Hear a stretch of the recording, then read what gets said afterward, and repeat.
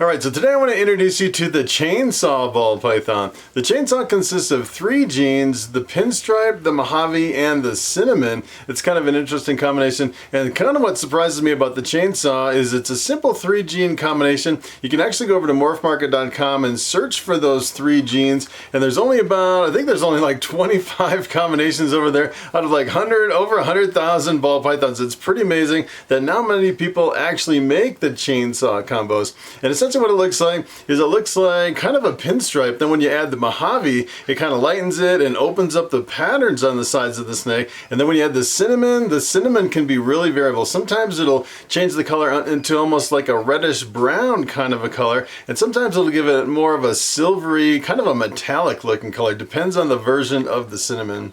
So today I want to jump over the internet and I want to show you the potential of the chainsaw ball python. Alright, so I want to jump over here on morphmarket.com and I want to show you the 3 genes that make up the chainsaw. And the first one I want to show you is the pinstripe. This is what a pinstripe looks like, and the pinstripe is one of my favorite genes. It's actually really visually dominant. When you work it into other combinations, a lot of times you can see a really heavy influence of the pinstripe when you work it into other combinations. And a lot of times the pinstripe will have this really strong stripe right down the top, although I've actually seen some pinstripes where it doesn't have this stripe right down the top. And usually with the pinstripe, it has these little tiny lines right down the sides. And if you actually look at kind of the pattern on the side, it's kind of interesting. It almost has like alien heads that are all scrunched together, which is kind of an interesting anomaly. Only the pinstripe really has kind of an interesting pattern like this with these little tiny like Roswell gray alien heads all scrunched together. And here is another gene in the chainsaw, and that is the mojave. The mojave is actually in the blue-eyed leucistic complex, and it's kind of one of those that doesn't always make a white snake when you mix it with other genes in the blue-eyed leucistic. So if you actually take a mojave and cross it with a lesser, you actually get 25% of the time you'll get a mojave lesser, which is an all-white snake with blue eyes. As a matter of fact, the mojave lesser, a lot of people think that's the ultimate blue-eyed leucistic because a lot of times you'll actually get a really super bright white snake, really bright and clean with really bright blue eyes. And kind of the cool thing about the Mojave lesser is that it has normal sized eyes. A lot of times with your blue-eyed leucistic, sometimes you can get the bug eyes that are really big, or sometimes you can get the really tiny micro eyes.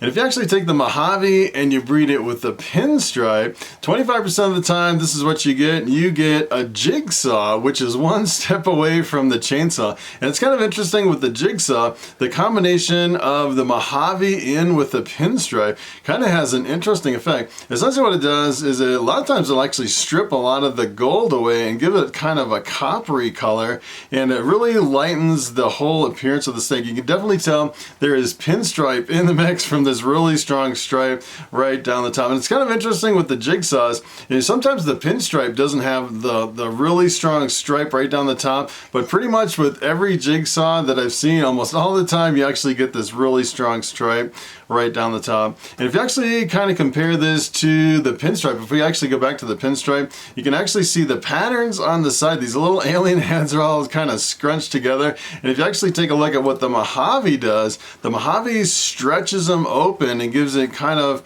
a normal, like the regular Roswell gray pinstripe, kind of a interesting pattern over here. As a matter of fact, if you go back to the mojave, usually with the mojave, you get these little like keyhole patterns on the side of the snake. So it's almost like a cross between the keyhole patterns and the scrunched together alien heads. It kind of brings it back to almost like what you'd expect as far as like a normal alien head on a normal ball python. Kind of an interesting combo. So if you actually take the jigsaw and you want to move it to the chainsaw, you have to add cinnamon. And this is what the cinnamon looks like. And the cinnamon can be extremely variable from one cinnamon to the other. It's kind of interesting. I'd say it's probably, the cinnamon and the black pastel are probably 2 of the most variable genes as far as the appearance of the standalone gene and when you work it in with other combinations.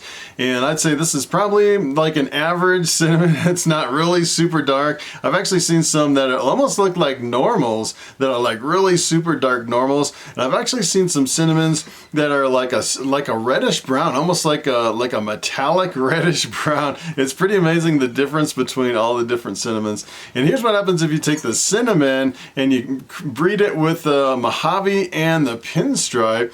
This is what you get. You get the chainsaw. This is one version of the chainsaw, and I'd say the chainsaws can be pretty variable, really depending on which version of cinnamon you use. The cinnamon that's in the chainsaw can really change the appearance. And kind of the cool thing about this is it really kind of thins out the line up on top, and then you get this kind of really wide, kind of a brownish stripe that really makes the top that top stripe really pops out on the chainsaw. Pretty amazing. And look what it does to the pattern. It actually takes the kind of the normal, the Roswell gray alien heads, and you know, on the chainsaw and on the jigsaw, and then when you add the cinnamon over to the chainsaw, essentially what it does is it kind of scrambles it up. And that is kind of the characteristic working cinnamon into a lot of combinations. A lot of times when you work cinnamon into combos, it'll really kind of give you this almost like kind of like floating clouds on the side. It almost looks like raining clouds or something, like a little thunderstorm on the side of the snake, which is kind of interesting. So I kind of wanted to show you another version of the chainsaw. Take a look at this. This is kind of interesting. This is the same exact jeans as the last one, except I believe on this one it actually has a different version of cinnamon, and you can actually make like the pewters and the black pewters with the pewters, the cinnamon and the pastel. I've actually seen some that look kind of like a reddish brown, and some of them look almost like a silvery metallic with the different versions of cinnamon. It's kind of interesting, and you can definitely tell on this one it has probably, you know, I'd say in the last one it probably has the reddish brown version of cinnamon, and on this one it probably has kind of the normal looking like a dark normal looking cinnamon without a whole lot of reds in the cinnamon. Kind of interesting how it can change the visual effect of the whole combination. So I kind of wanted to show you some other jeans that we can work into the chainsaw so you can see the ultimate potential of what it can do. There's not a whole lot of combinations that have been produced over here on Morphmarket, which is kind of surprising. And one of them is actually the Coral Glow. This is what the Coral Glow looks like. And the Coral Glow, a lot of people think the Coral Glow is the same thing as the banana. I actually did a comparison video a few weeks back comparing the Coral Glow to the banana, and I'm pretty convinced that they're exactly the same jeans. They were just discovered by two different people, and it's pretty much, you know, two different lines coming in of the same jean. One named it Coral Glow, the other one named it Banana. And kind of the interesting thing about the Coral Glows is they start like with a lot of kind of like this lavender purple background and a lot of oranges when they're young hatchlings. And when they age and mature, a lot of times they'll lose a lot of the oranges and the lavenders. They'll end up to be kind of a two-tone yellow, and they develop freckles all over the Coral Glow, which is kind of interesting. They completely change in appearance from when they're small. If you actually work the Coral Glow into certain combinations, a lot of times you can eliminate the spots as it ages and matures, which is kind of a unique characteristic of certain genes mixed in with the Coral Glow. So here's what happens if you take the Coral Glow and you work it in with the chainsaw. Take a look at this. This is kind of an interesting combination. This is, as a matter of fact, if you actually look at the description on this, this is listed as the Coral Glow Jigsaw Black Pastel / Cinnamon, which is a whole mouthful. Take a look at that crazy snake. It's kind of interesting. Usually the Coral Glow is really super visually dominant, and in this combination you actually get this really strong white line coming right down the back. It's pretty amazing that the jigsaw and the chainsaw working in combination can actually break through the Coral Glow, which is pretty amazing. There's not a whole lot that can actually break through the color of the Coral Glow. And if you actually take a look at the jeans on this one, take a look at this. This is actually, the way they have it listed here, this is either a black pastel or a cinnamon. And a lot of times people get kind of confused. So for example, if someone would buy this snake and they say, hey, check out the snake I bought, it has all these genes in it, it doesn't necessarily have all these genes. You kind of have to know your genetics. And in this case, it has either the black pastel or the cinnamon, one or the other. So for example, if you actually had both of these, the black pastel and the cinnamon, cinnamon. That is like that's actually called the 8-ball with those two genes, which is it's a jet black snake that is completely patternless. So this would be completely transformed into a totally different snake. As a matter of fact, it'd probably be a little bit lighter, but it would be completely patternless. You pretty much wouldn't see anything because that is super visually dominant between the cinnamon and the black pastel. And that's kind of why they have the slash here. It's either black pastel or cinnamon.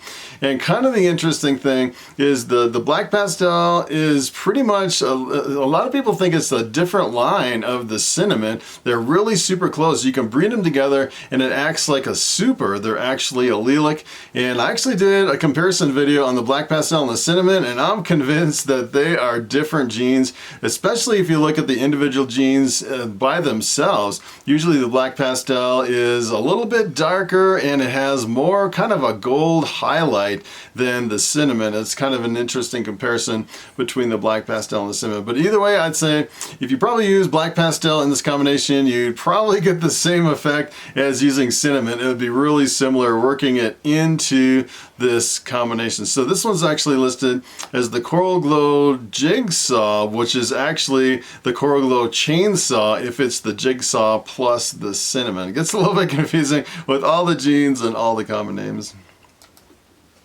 So take a look at this. This is actually the pastel. When you work pastel into the mix, it's kind of interesting because the combination of pastel and cinnamon is the pewter, and the pewters can be really variable. It's pretty amazing. And the pewters are really visually dominant. Sometimes they can be really bright silver snakes, which is kind of cool. And you get the really silver snake with the pastel and the cinnamon, and almost nothing can break through as far as the visual appearance. It's really visually dominant. And the pastel is a standalone gene. It's probably one of the most common genes in all of ball pythons. It's essentially a bright yellow snake. It's a really bright and flashy snake. Works really well if you mix it in with brightening genes like Orange Dream or Fire or like Yellow Belly, something like that. You can make some really bright and flashy snakes. So here's what happens if you take the pastel and you work it into the chainsaw. You get the Leatherface, which is kind of an interesting name for this combination. And take a look at this,